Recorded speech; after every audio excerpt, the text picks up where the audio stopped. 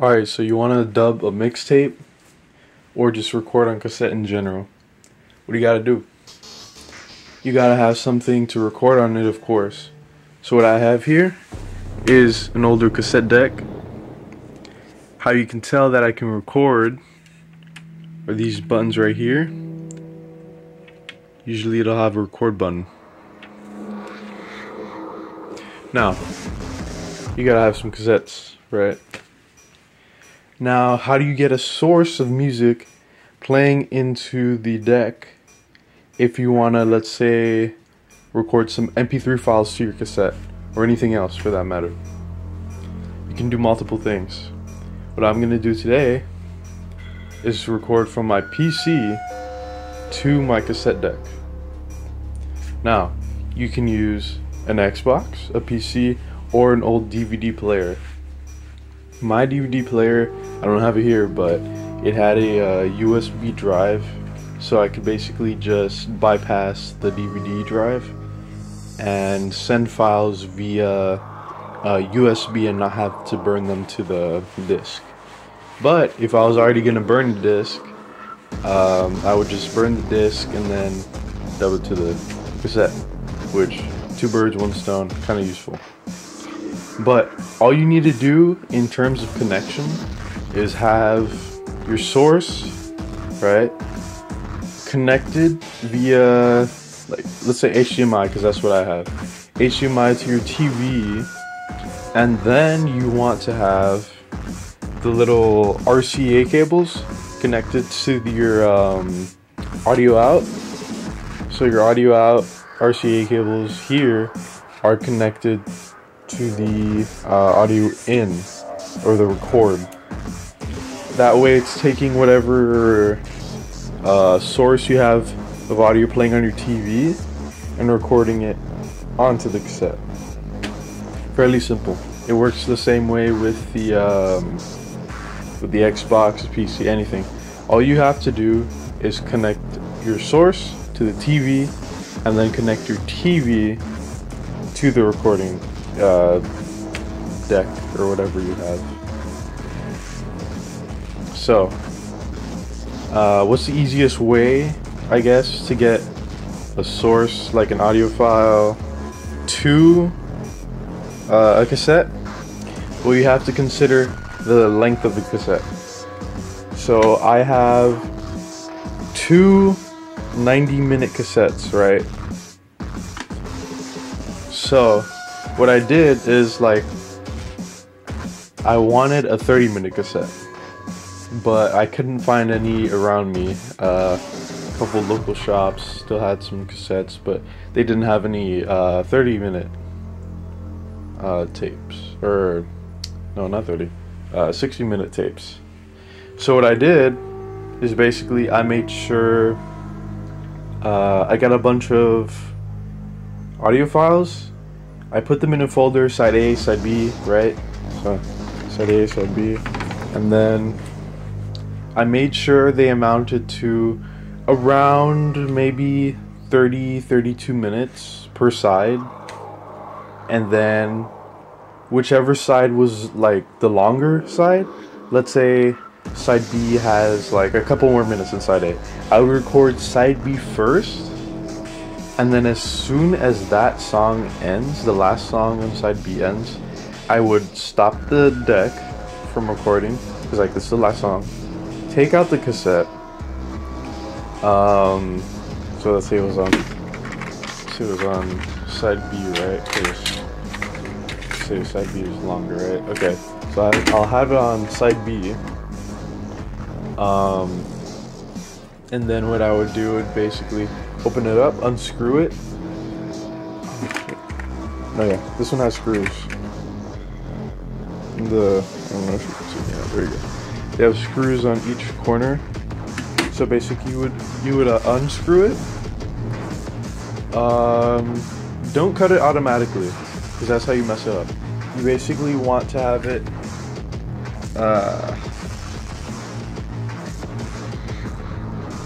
let's see. You want to cut it like around here, not here, because if you cut it here, once you get rid of the excess tape, this part is going to be stuck down here instead of right here. So you want to cut it here, wherever the excess is. That way, you can, once you get rid of the excess, you can just the way it is like this. You know what I mean? You just have less tape, which means less time. A custom timed tape. It's a little tricky because there are some smaller internal components. It's like a little metal thing here, some rollers, plastic like little wheels. You gotta make sure the tape doesn't get caught between these little bar thingies, because it opens up like that. It's a little tricky to get the hang of the first couple times around. You will get a little frustrated, but just have patience. You don't want to stretch the tape, or you just don't want to be touching the tape in general. It's pretty delicate and not sticky, but it almost like a magnetized sticker. If you've ever had one of those stickers where it's like in your car on the window to block out the sun, it's kind of dark. It has like that static. It kind of has like the same feeling or texture, I guess. But yeah, that's all you really need. A deck or something that records on cassette tapes. Make sure it works. If you're buying at like a secondhand store, hell, bring a cassette, I guess. An RCA to little like audio jack, so you just plug in your phone, the little audio jack thingy, then connect to the recording RCA, your cassette, put it in the deck, press record, have it on like YouTube or whatever, and if it records fine. Oh crap. Okay, this is how you know if it works fine, if it doesn't have any speakers, because like I don't have any speakers, so technically I don't know how, if it recorded fine. On the on here, it'll show like, you know, the volume working and stuff, and usually that'll mean, you know, it recorded something on it. Yeah, but it won't play it back, obviously, because you don't have any speakers on it. At least I don't. The way I test the audio, like the actual audio, is I have a little clock that also has a cassette deck. It works. It plays the audio and everything. So once I record it on here, I check it out here. But if you already have a working deck and you like already know it's working, then you can just like plug in speakers into the RCA output, and it won't interfere with your input because, you know, 2 jacks for input, 2 jacks for output. It's fine. Yeah. I'm gonna go through the process of actually showing you like me doing it. So let me just get that running real quick. Alright, so basically what I did was I sent the both A and B side files, like the folders with the files, to my Gmail. Here I got on my Gmail, I downloaded the folders.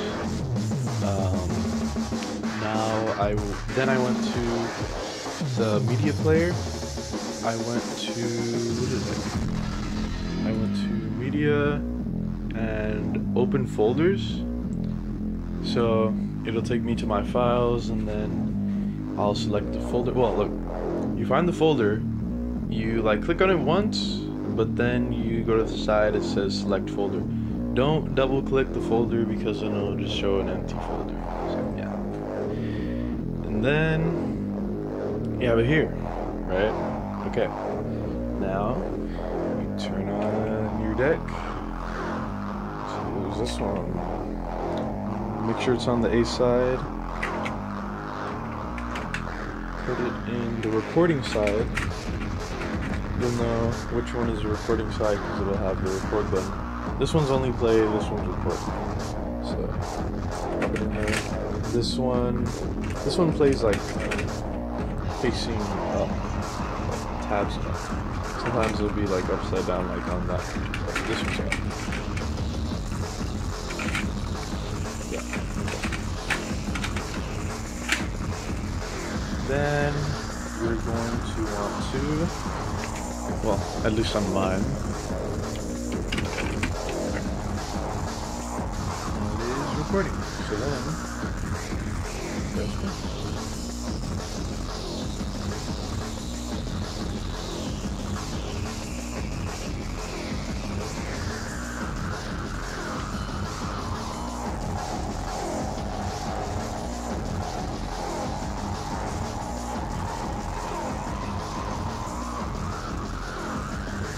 okay.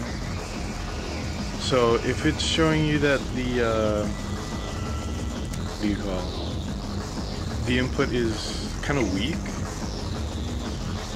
I thought of this. I was like, oh, I don't know, but I don't have the volume that high. So what I'm gonna do is stop this. Stop this. One. Go all the way to the back.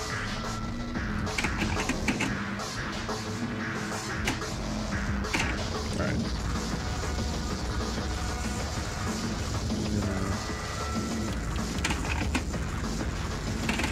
Pause it there.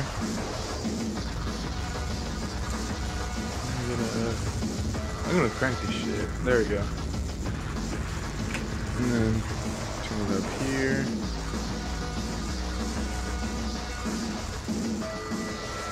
No. You want to make sure it's not recording over itself.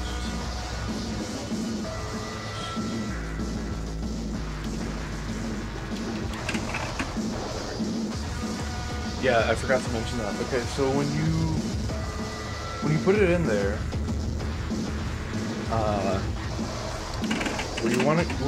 what you're gonna want to do is make your first recording somewhere far, well, not too far, but like somewhere in front, like a good space chunk ahead of where it actually starts, because you're gonna want to test the volume. And I forgot about that, but it's okay. I know where it starts, so it's fine. You're gonna want to test the volume, and if you're like me and you have like another something to listen to the cassette, just to make sure the levels are okay, you're gonna want to do that. So you're gonna make a small recording ahead of the actual start point, test the levels, listen to it if you can. That little level meter, the volume meter, it should be fine if you don't have something to play it on. Then again, like, why would you record if you can't play it? But no. Yeah, you're gonna want to test the volume here, do a little test ahead of time so that if it's too like soft, but you did it at the very beginning, and you're like, oh no, I have like audio ahead of the actual start. You know what I mean? It's like, so in order to avoid that, make a test recording a little bit in front. So that way you know if the volume is fine or not. Oh, actually, yeah, I forgot to mention. If you do mess up and you put, let's say you start recording too soon, it's like, oh no, I forgot to, skip a little time just to make the test. You don't have to do that. I just remembered. If you mess up, you can literally just stop this recording, right? So like nothing's playing here. Press record here, and it erases, it like records like no sound, so it erases the audio that you have there. So you just erase the tape. You don't have to have any of those like magnetic tape erasers. You just record no sound, and it erases the audio that you have there. So yeah, that's pretty useful. I forgot about that, but I remembered. Okay, so yeah, I think I got it up to a good level.